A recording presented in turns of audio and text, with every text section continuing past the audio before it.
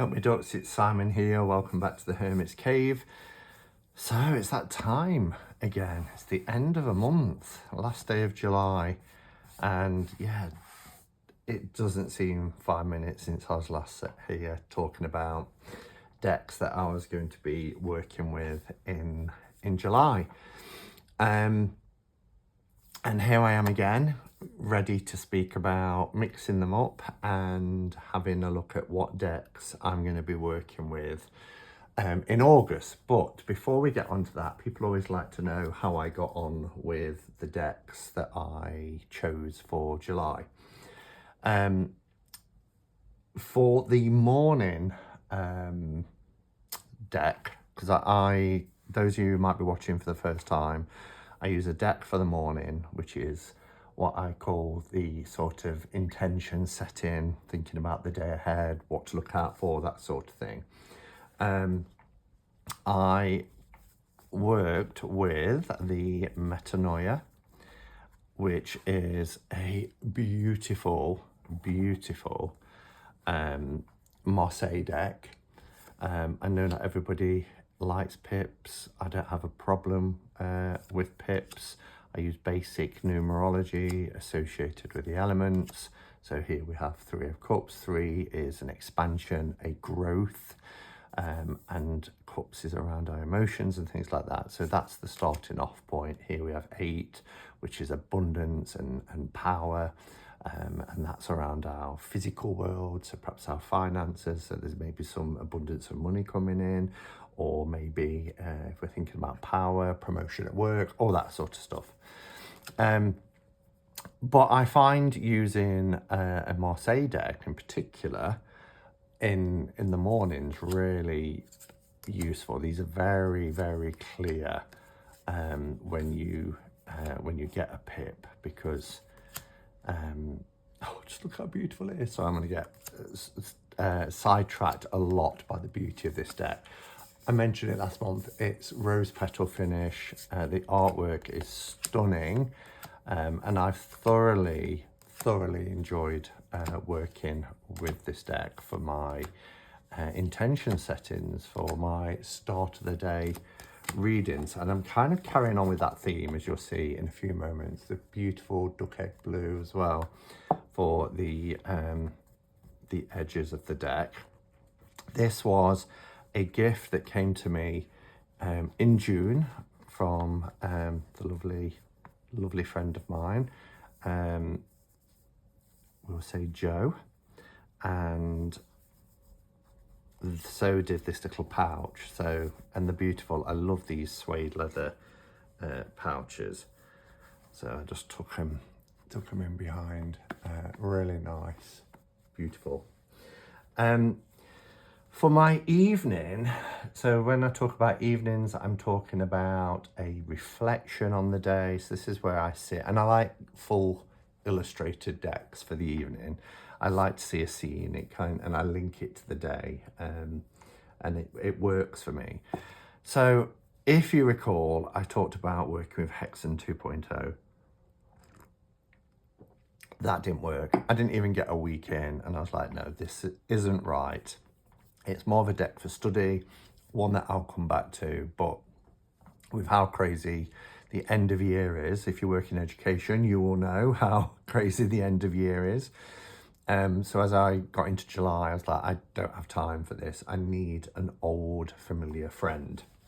And so I switched it up for an old familiar friend, which is the Green Witch. And this is before Llewellyn changed their card stock, and it's the lovely original card stock. If you buy this deck now, it is on a thinner card stock, not as thin as what recent ones are, but yeah. And these are like fairy tale book images, or books from childhood, but they're very comfortable, very beautifully illustrated. It's a warm, comforting deck.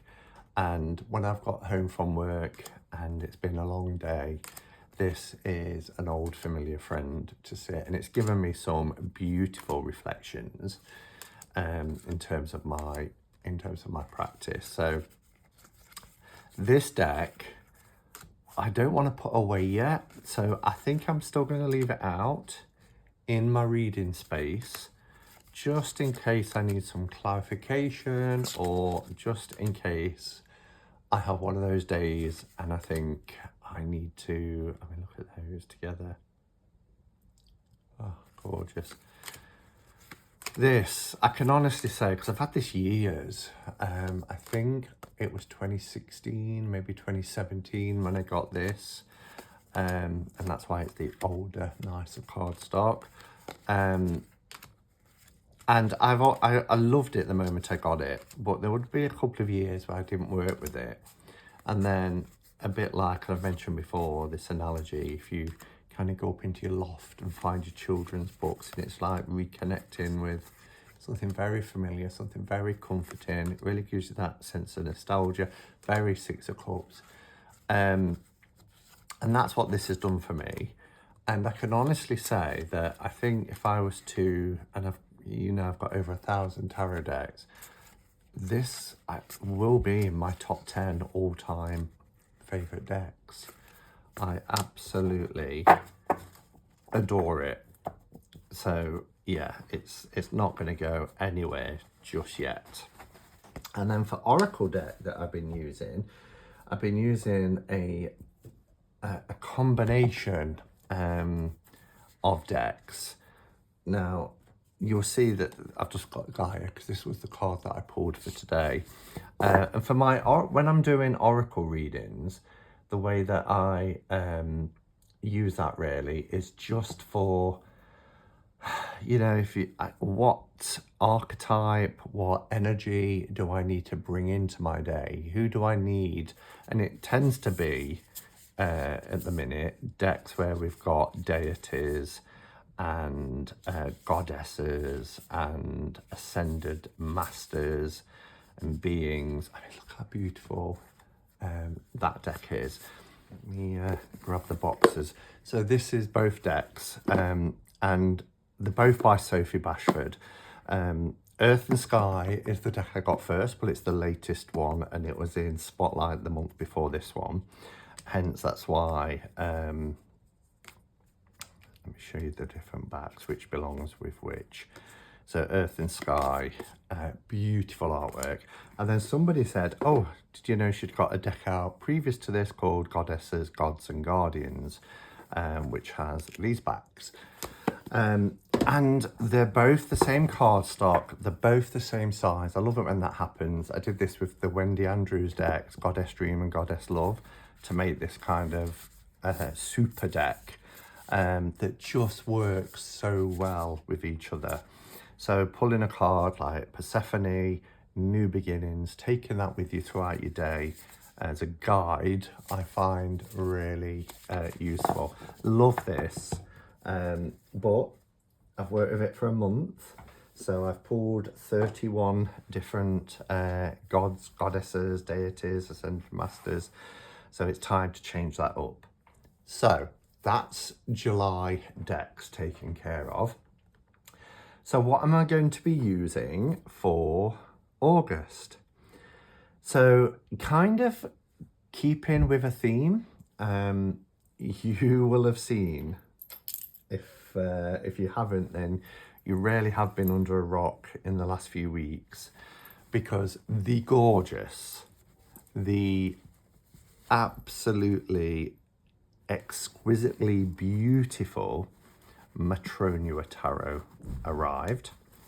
It's a huge deck, and it is, I do struggle to, because of the sharp edges as well, and this is a large bag. It's made by Solaris, and it was made for me with the Hermit's Cave. Beautiful, beautiful bag. And this is a large bag. I may have to get an even larger one still, because they don't come in and out that easy. But similarly to Metanoia, this deck, although very different because this is done on art card, it has a Il Meneghello feel to it.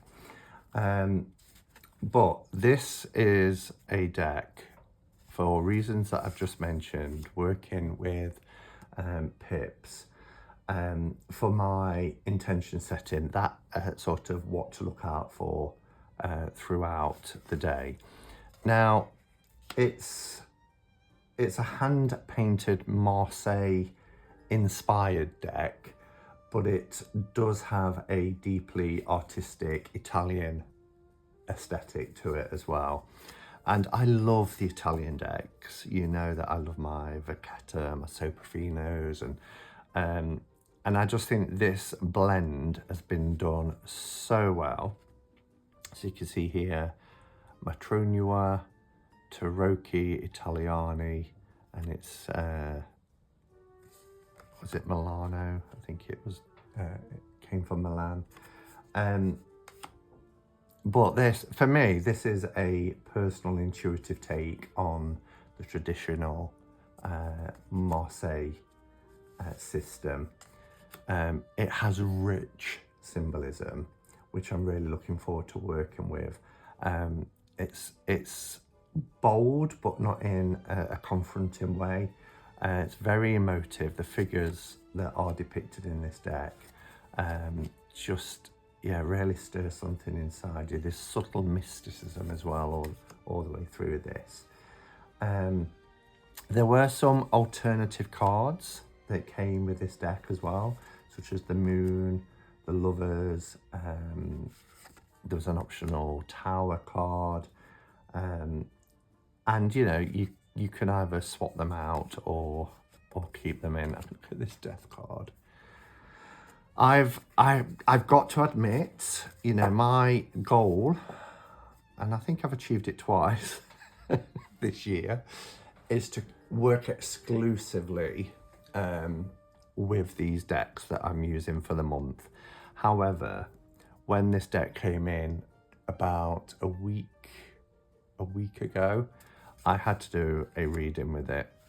I just had to. And I've done 2 readings with this, and it's been absolutely lovely. So, you know, that said, I was going to say I did an extra reading, which I did once. I did an interview spread. This is one of the Lovers cards. We've got, oh, they're both together, look.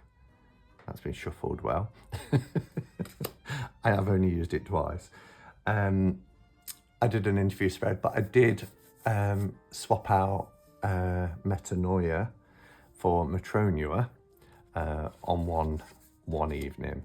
This is the, I think it's pronounced Saita, which is an alternative Tower card.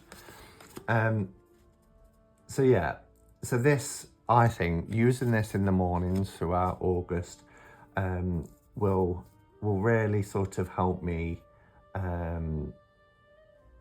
have a very personal and sacred dialogue with the cards. Oh, look at that, just look at that Hermit.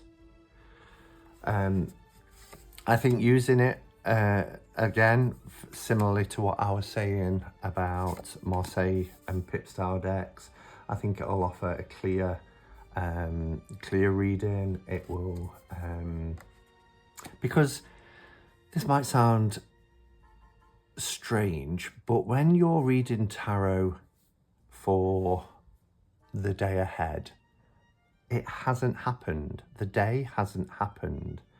So therefore, you're consulting the cards about kind of what to look out for, how to position yourself, how to frame your mind in certain situations.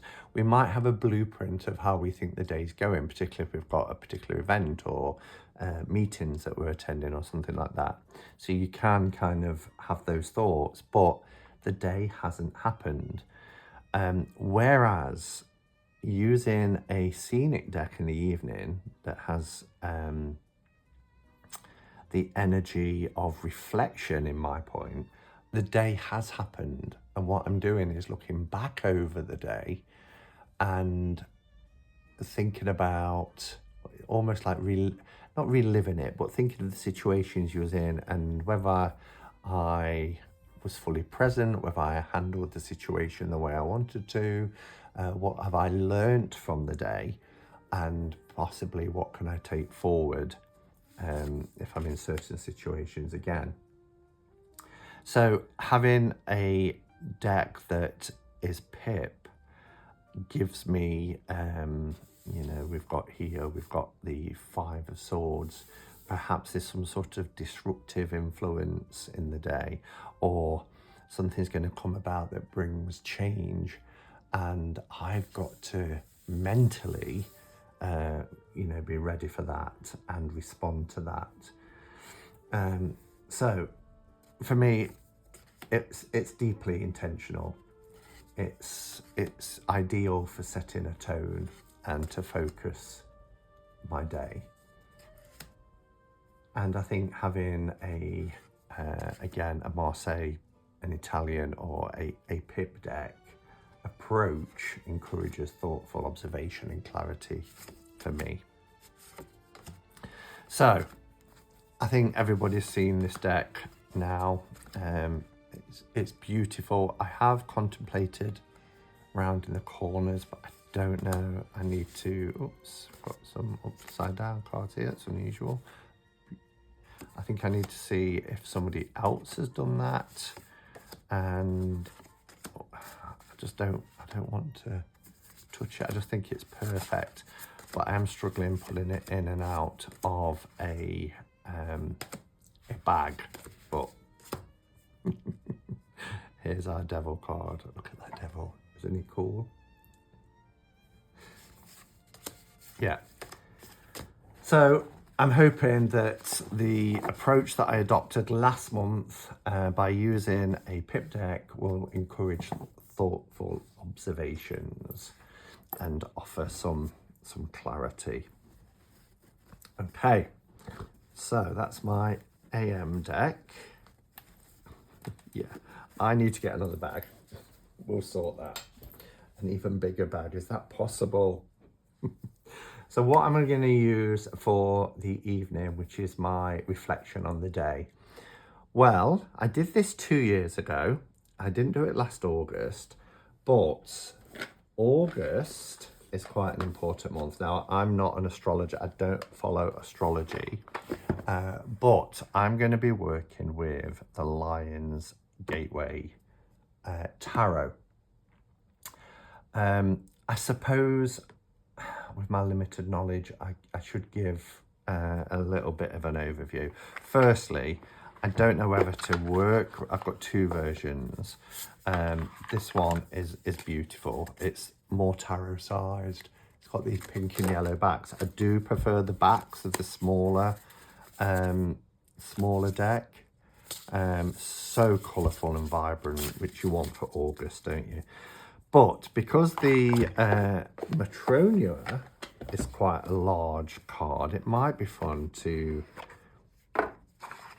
also have a large, I think, oh, it's still a little bit smaller than Matronia, but I think, and these are beautiful. They're gilded as well. They have yellow backs. Like I said, I think I prefer the pink backs, but I do like the size of this card. I know not everybody likes large cards, but anyway, Lions Gateway then. So it's the Lions Gate portal marks an annual alignment of the sun in Leo. So Leo, obviously, that's why we have the lion. And you might have even picked up from the thumbnail of this video that this would be the deck that I'm going to be working with. So it's the alignment between the sun in Leo, the star Sirius, and Earth. And that rare sort of configuration is believed to amplify energetic and spiritual resonance. So for me, because I know the 8th of August, 8/8, is kind of like the peak moment. The 12th of August has always been a day that's stuck in my mind, and that's the last day of the portal opening. And we used to go not too far from here out into the depths of the Derbyshire Peak District. And we used to go to a hill called Elport Height. If you're from this area, you'll be aware of it. It used to get very busy up there. We used to call it the Night of 1,000 Stars because if you had a clear night and you went up somewhere high away from city lights, we used to lay on our back around midnight and just look up, and you would see the most spectacular show of shooting stars. Every few seconds, shooting stars whizzing by. And that's a fond memory that I've got of August when it got to the 12th, checking the weather, making sure it wasn't going to be cloudy. I used to get so disappointed when it was overcast because there was no point. You can see it on, it doesn't have to just be on the 12th, but that was the night in particular where you would always see the most. But the energy portal generally spans from around now, end of July, probably around the 28th, through till August 12th. But the peak moment, when the power is most potent, and people use that for all manner of manifesting or spiritual enlightenment, spiritual growth and development, is on the 8th of August, so 8/8. And then when you think about the numerology of 8, it's profoundly potent because it symbolizes abundance, infinite potential, karmic balance. Again, you know, flip an 8 on its side and you have that infinity, don't you? That infinity symbol. So it amplifies the connection or the bridging of spiritual and material realms. Again, you know, this is my limited knowledge of it because I don't follow astrology. But a lot of people, as I said, will use this time for manifestation rituals, affirmations, setting goals, journaling, increasing our meditation practices, or releasing as well, releasing anything that holds us back, some limiting beliefs.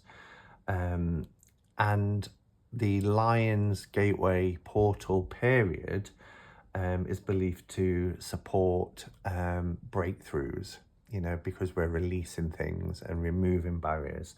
So we have these spiritual breakthroughs and we get clarity during that period. And through that we become empowered.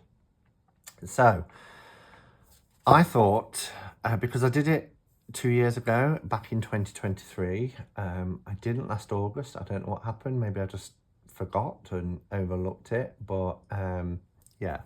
Anyway, it's by Brightest Star. Jessica Lee Henry is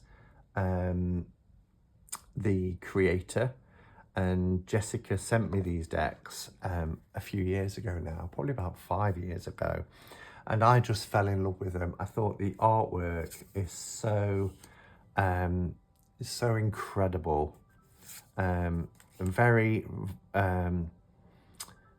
quite innocent, almost looks like a very young person. As I'm not going to say a child because they're not childish images, but I think they would appeal to people of all ages, particularly younger.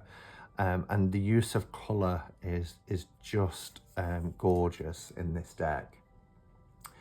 And having spoken to the creator, I know that it was created in alignment with the energetic themes of the Lion's Gateway portal. And I don't want to make things up, but I'm pretty sure I remember her saying to me that she created her last card on the 8th of August.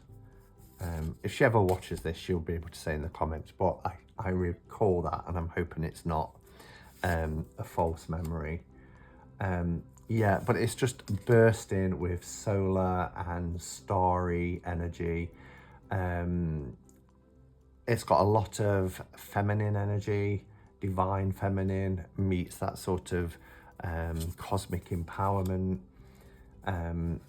For me, the reason why I'm choosing this as my evening deck is because I think, having worked with it in the past, this will really encourage self-reflection and hopefully some real soul level growth throughout that month. There's lots of warm hues as well as it being very vibrant. And I think it will help me to close the day on a reflective and heart-centered note. So perfect for August, for Leo season. Perfect if you want to do some evening journaling.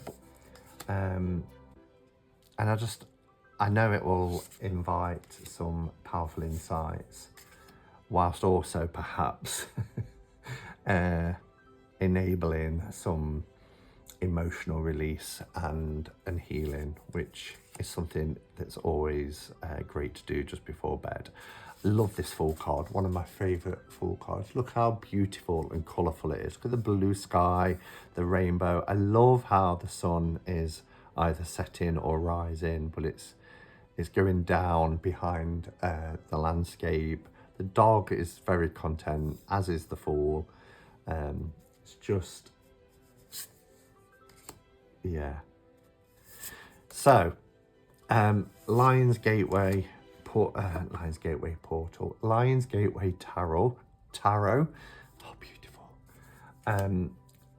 that will help me to reframe my day from a spiritual perspective. I cannot wait to work with this again. You know, and people have said to me before, how with so many decks, you can't possibly use them all. No, I can't, but I don't, if I love a deck, I don't pass them on because I just know that at some point in the future, like now, I will pull again from my shelf and work with it. And that's exactly what I'm going to be doing. So, Lions Gateway Tarot for my reflection end of day deck to, like I say, help reframe my day from a spiritual perspective. So that just leaves the Oracle deck. Now, this is a deck that I've not worked with yet. It came in on Spotlight from Cheryl, and it's the Folklore Oracle. As I mentioned, I've been working with the decks this month, the combination decks by Sophie Bashford, and I've really enjoyed working with archetypes and gods, goddesses, etc. And I think that this one in particular, because it draws on global myths and legends, superstition. There's also a lot of ancestral wisdom within this deck. And I did think, well, I won't say which deck because I won't be using it, but I did think about using another Oracle deck that just had some keywords, but I wanted that sort of subtle shift really from working with kind of deities and that energy to something that still uses ancestral wisdom, but is also a little bit more because it's around folklore, it's around myths and legends, but it does explore an archetypal theme. So this will be out on my reading space from tomorrow.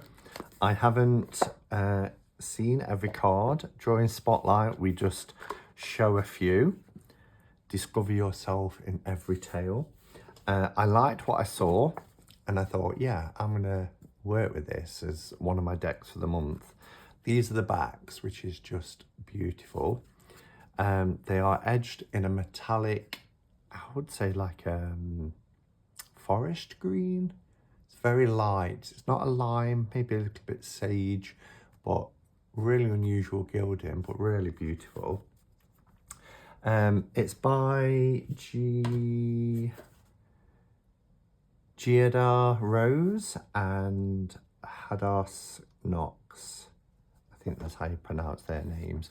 And it's a very soft deck. It's really quite beautiful. It has a lovely matte cardstock. It's by Rockpool. And again, you know, we've got Selkie here, so it's that archetype that we can draw on. But then it also has other elements like the broomstick, you know, an old broom sweeps clean. Oh no, it's a new broom sweeps clean, and then people have said, but an old broom knows all the corners. Anyway, there is a little phrase at the bottom as well if you don't want to keep going to the book. So, where are the cobwebs within and without?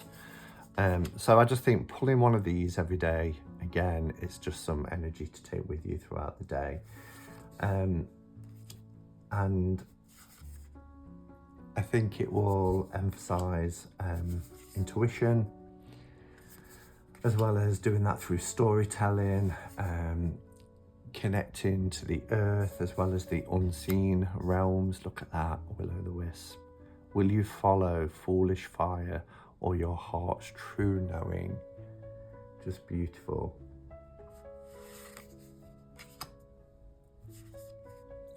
So why will this deck work for daily card pulls? I think it's deep yet accessible, particularly for carrying messages throughout the day.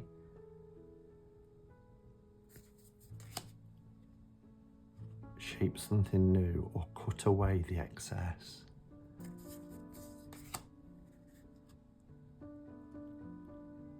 I think this also would be a perfect companion to a tarot reading, but I also think it's a good standalone tool for guidance as well. There's the Chalice Well, look, with the Vesica Pisces design. It's beautiful. The mirror. What do you see reflected back at you? What needs to be burned away? Yeah, so it's quite deep, but I do think it's very accessible as well. I'll let you know how I get on with it. Household spirits. Kaliak. So I think it will connect me with mythic wisdom as well. As well as things like, where was it? I've just seen berries. As well as connecting me with mythic wisdom, I think it will also connect me with the cyclical rhythm of nature. Also, you know, we've got the 4 seasons here. The moon phases. Healing herbs. So it's a deck that does quite a lot. Here she's got her tarot cards and her dowsing crystal for divination. I like the art style. I really do. Limited colour palette, but it just works. Here we have our garden. How's your inner garden growing? The Hermit. Who will you become in silence? Oh, I should have that as a strap line. Anyway, yeah. So that is my choice for Oracle Daily Card Pulls throughout August.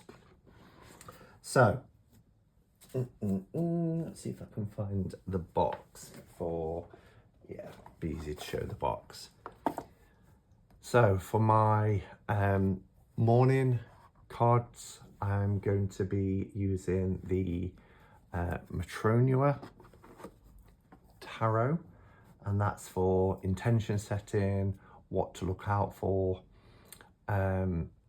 For the evening deck, I'm going to be using the Lion's Gateway Tarot, and that's for reflection on the day. And then as a oracle card pull, I'm going to be using Folklore Oracle. So that's my decks. Just wanted to say as well that Folklore was sent by Cheryl at Oneness Emporium. Information will be in the description of the video, and if you obviously these are indie decks, but if you want to get this and you've watched this, then you can get 10% off this deck by using the code here at the bottom, Hermits10. All right, let me know your decks for August. Last month, it was great seeing so many comments from people saying what they were going to be working with. Yeah, and hopefully mine is broad enough and diverse enough just to break things up and give different energies throughout the day.